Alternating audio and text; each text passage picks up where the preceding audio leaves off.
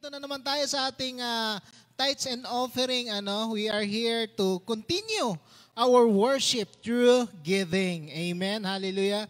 Kung meron kayong mga Bible, kinuha ko po ang aking exhortation this morning sa ating tithes and offering sa Leviticus chapter 27, verse 30. Ang sinasabi sa atin dito, a tithe of everything from the land, whether grain from the soil or fruit from the trees, belongs to the Lord. It is holy to the Lord. O ayan mga kapatid, sinasabi na sa atin na lahat ng mga bagay, kung ano man yung meron sa atin, is coming from the Lord. Amen. Maaring yung lakas mo, yung ani ng iyong crops, kung meron kang farm, kagaya kay Ate Brenda, haciendera.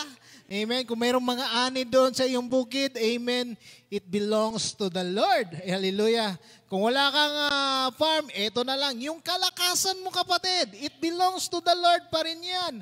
Hallelujah. Kaya it is a command for us to give what is due for the Lord. Kasi sabi niya nga sa kanyang salita dito sa Proverbs chapter 3. Amen. Honor the Lord with your wealth, with the first fruits of all your crops, then your barns will be filled to overflowing, and your vats will brim over with new wine. So, ayan na naman, nagpatotoo na naman that honor the Lord. Parangalan mo raw ang ating Panginoon sa pamamagitan ng iyong mga kayamanan.